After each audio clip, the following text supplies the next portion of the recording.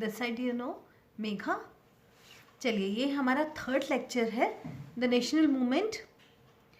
अब हमने यहाँ पे देखा था कि लास्ट को हम थोड़ा सा साथ में लेके चलते हैं कि यहाँ पर जो लोग थे आसाम के, जो वहाँ पर वैष्णव सॉन्ग थे जिसमें सबसे ज़्यादा भगवान कृष्ण को याद किया जाता था, उसमें साथ में क्या सब्स्टिट्यूट किया जा रहा था, गांधी राजा भी ऐड कर दिए गए थे। तो इट मीन्स जो लोग थे वो महात्मा गांधी को एज अ मसीहा काउंट कर रहे थे, the peoples Mahatma. We can see from the above that sometime people thought of Gandhi ji as a kind of मसीहा। लोग गांधी जी को मसीहा मानने लगे थे, as someone who could help them overcome their misery and poverty. उनको लगता था हमारी ये जो दयनीय कंडीशंस बन गई हैं और गरीबी से हमें यही बंदा बाहर निकालेगा। Gandhi ji wish to build class unity. Gandhi ji क्या चाहते थे कि सभी क्लासेस के पीपल एक साथ होकर रहे, नॉट क्लास कन्फ्लिक्ट कर, ये जो अनटचेबिलिटी है इसको ख़त्म करना चाहते थे। ये peasant could imagine that he would help them in their fight against जमींदार। अब पीजेंट्स किसानों का क्या मानना था कि जो गांधी जी हैं वो किसके लिए फाइट करेंगे, ज़मींदार से इनके लिए फाइट करेंगे। Agriculture labours believed he would provide them land. Agriculture labour का मानना था कि ये हमें अब खुद की ज़मीनें दिलाएंगे गांधी जी। सबका अपना अपना मतलब सोच थी। At times ordinary people created Gandhi ji with their own achievement. अब जो भी कोई अचीवमेंट्स होती थी वो लोग क्या करते थे, उसके लिए मेन किसको मानते थे, गांधी जी को, कि उनकी वजह से ही हुई है। For instance at the end of powerful movement peasants of Pratapgarh in the United Province now Uttar Pradesh manage to stop illegal eviction. अब यहाँ पर क्या हुआ था कि लोगों ने इलीगल इविक्शन के लिए आवाज़ उठाई थी। अब इलीगल इविक्शन क्या होता है, forcible and unlawful throwing out of tenants from the land they rent. कि वो ज़मीन जिस पर जो टेनेंट्स है, किराएदार है, वो उसका किराया दे रहा है, उसको एकदम से धक्के से मतलब फोर्सफुली निकाल देना। इसके लिए भी जो उन्होंने आवाज़ उठाई, इसको इलीगल करवाया, इसके लिए भी वो क्या मान रहे थे, इसके लिए भी मेन गांधी जी को ही माना जा रहा था। But they felt it was Gandhi ji who had won this demand for them. उनको लगता था गांधी जी की वजह से ही ये सब हुआ है। At other time using Gandhi ji name, तो पीपल्स क्या करते थे, बाकी टाइम भी गांधी जी के नाम को लेकर चलते थे। Tribals peasant undertook action that did not confirm to Gandhian ideal. जो भी ऐसा कोई भी एक्शन वो ले रहे थे, चाहे वो ट्राइबल्स थे, पीजेंट थे, वो कोई भी ऐसा काम करते थे जो गांधी जी के मतलब बातों से, मतलब उनकी विचारों से अलग था, तो फिर भी वो किसके लिए लेके चल रहे थे, इसे मेनली गांधी जी को ही लेकर चलते थे। The happening of 1922 to 1929। Mahatma Gandhi as you know was against violent movement. हम जानते हैं कि गांधी जी कभी नहीं चाहते थे कि वायलेंस का सहारा लिया जाए। He abruptly called off the non cooperation movement. उन्होंने नॉन कॉपरेशन मूवमेंट को 1922 में बंद कर दिया था। क्यों बंद किया था कि कॉल्ड ऑफ कर लिया था। एक crowd of peasant set fire, कि किसानों ने आग लगा दी थी पुलिस स्टेशन में चोरी चोरा में, जिसकी वजह से 22 पुलिसमैन थे जो मारे गए थे। पीजेंट्स ने ऐसा क्यों किया था, क्या कारण था कि उन्होंने पुलिस को आग के हवाले कर दिया? क्यों? क्योंकि उन्हें प्रोवोक्ट किया गया था पुलिस के द्वारा जब वो पीसफुल डेमोन्स्ट्रेशन कर रहे थे, इसके लिए इन्होंने पीजेंट्स ने ऐसा इनके साथ किया था। Once the non cooperation movement was over, जैसे नॉन कॉपरेशन मूवमेंट खत्म होता है, Gandhi ji followers stress that the Congress must undertake constructive work in the rural areas. अब गांधी जी के जो फॉलोअर्स थे वो चाहते थे कि कांग्रेस जो है अब कुछ कंस्ट्रक्टिव वर्क चलाए रूरल एरियाज में। अदर्स लीडर्स जैसे चित्तरंजन दास हैं, मोतीलाल नेहरू हैं, वो क्या रिक्वेस्ट कर रहे हैं, that the party should fight elections to the council. अब वो कह रहे हैं कि पार्टी को काउंसिल इलेक्शंस के लिए भी फाइट करना चाहिए and enter them in order to influence government policies, कि अब गवर्नमेंट को इन्फ्लुएंस करना चाहिए उनकी पॉलिसीज के लिए। Through sincere social work in villages in the mid 1920s, the Gandhians were able to extend their support base. जिस तरह से ये अच्छा काम कर रहे थे समाज में, तो इस तरह से क्या हुआ कि इनकी सपोर्ट बढ़ने लगी।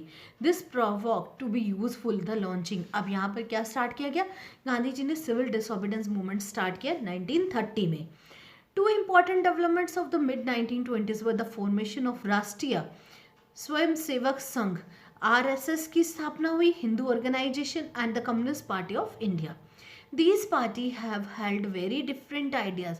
अब ये पार्टीज कुछ अलग आइडियाज़ लेकर आई थी about the kind of country India should be, कि इंडिया कैसा होना चाहिए। Find out about their ideas, उनके आइडियाज़ को हम जान सकते हैं। The revolutionaries nationalist.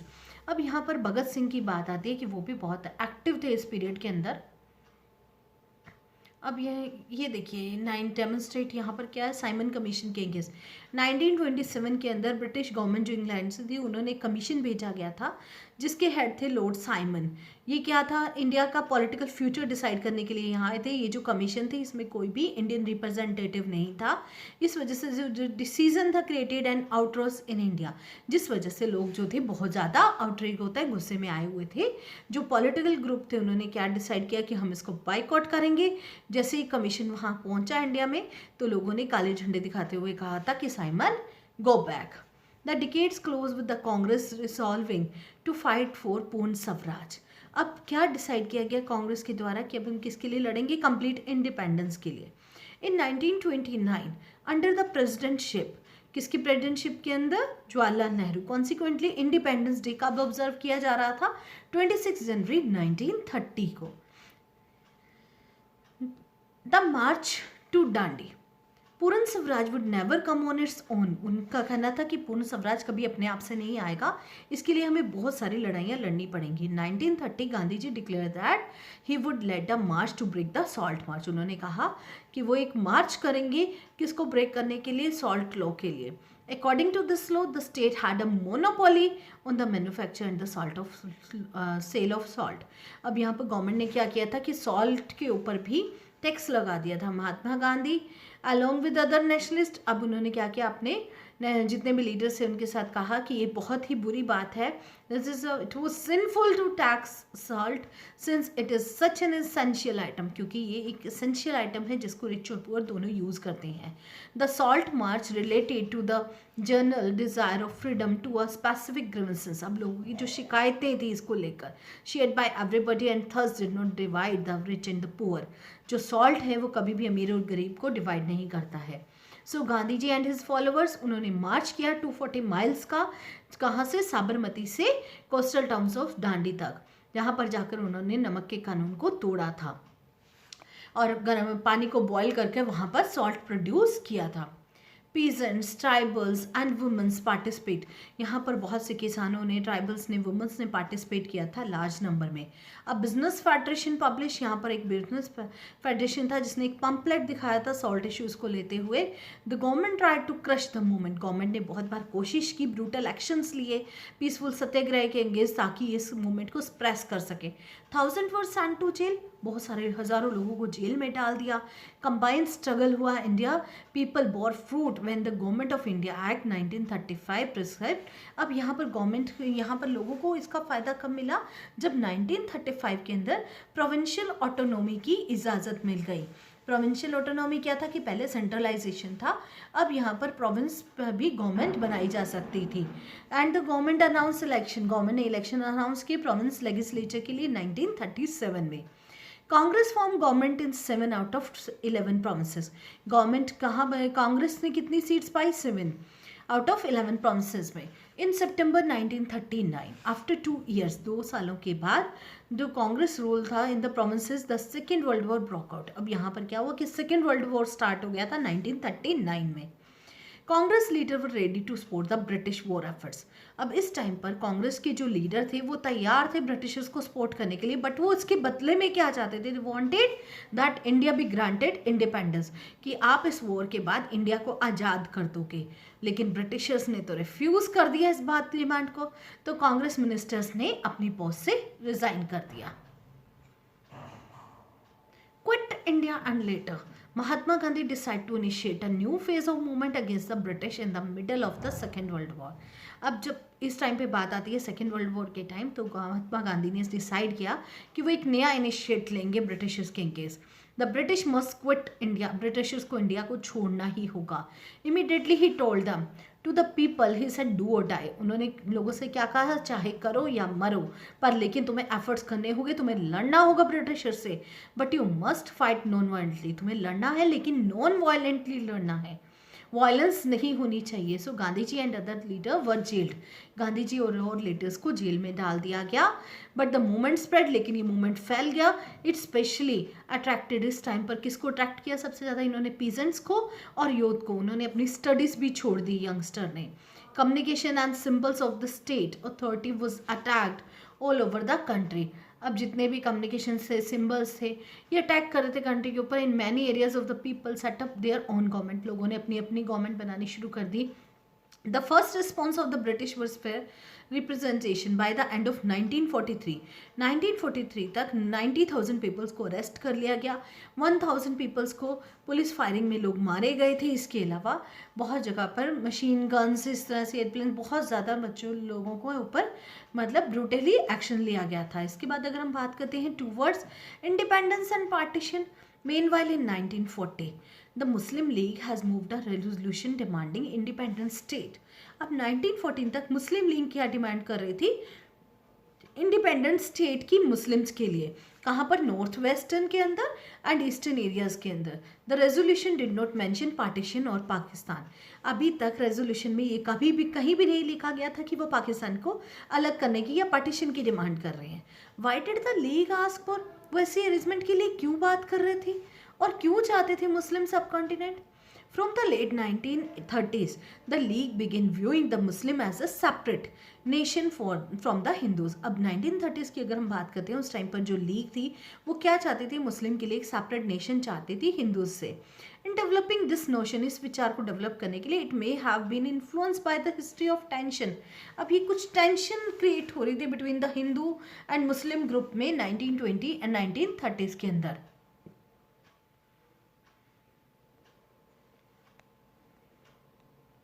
More importantly, the provincial election of 1937 seemed to have convinced the League that Muslim were a minority. अब मुस्लिम्स को 1937 में क्या लग रहा था कि वो माइनॉरिटी में है, and they would always have to play second fiddle in any democratic structure. उनको लगता था कि हम कभी भी मेजोरिटी वाले हमें यहाँ स्टैंड नहीं होने देंगे, हम सेकंड ही रहेंगे हर चीज़ में। It feared that Muslim may even go unrepresented.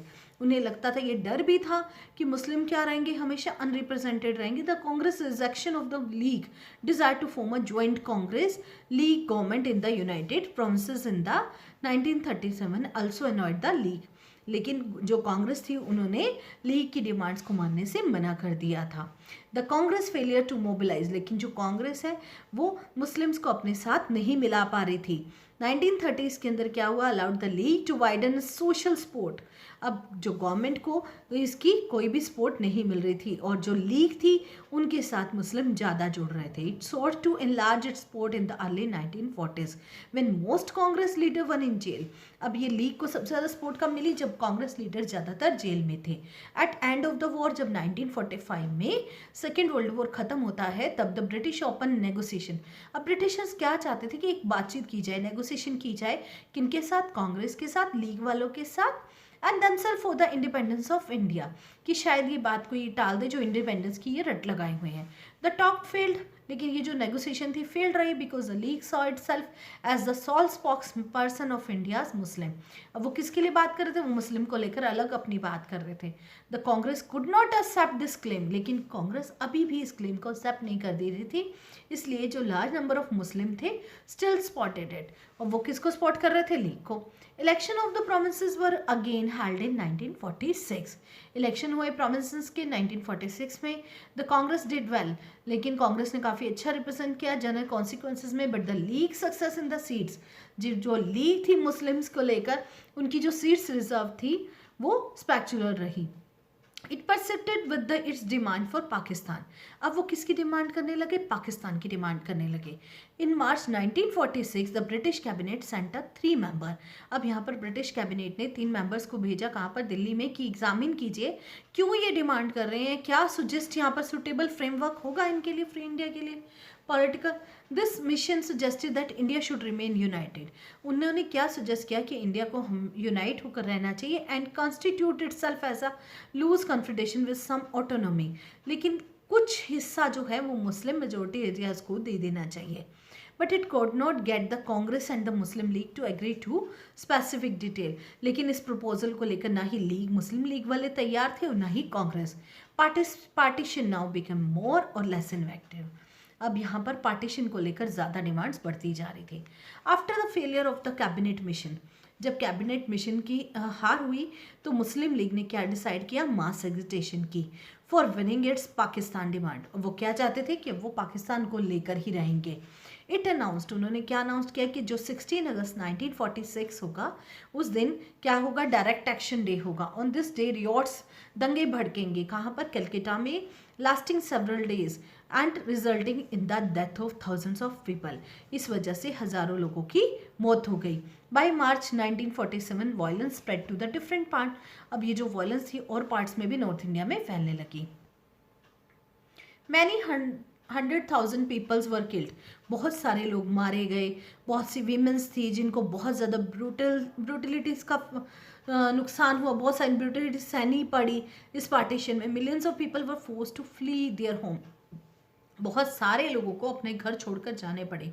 Torn asunder from their homelands, सब लोग अपना घर छोड़ के इधर उधर जा रहे हैं। दे वर रिड्यूस टू बीइंग रिफ्यूजेस, कई लोग रिफ्यूजेस बन गए एलियन लैंड्स पर, विदेशी जगहों पर। Partition also mean that India change, partition का मतलब क्या था कि यहाँ पर कुछ चेंज होगा सिटीज़ में, एंड अ न्यू कंट्री, एक नई कंट्री बनी जिसका नाम था Pakistan. So the joy of our country independence from British rule के mixed with the pain and violence of partition, अब जब हमें आज़ादी मिली तो आज़ादी के साथ कुछ दर्द भी सहना पड़ा और वायलेंस का सामना भी करना पड़ा, क्योंकि पार्टीशन हो गया था भारत से, अब पाकिस्तान अलग हो गया था। यहाँ पर हमारा टॉपिक ख़त्म होता है। Thank you so much. Have a nice day to all. And don't forget to subscribe my channel.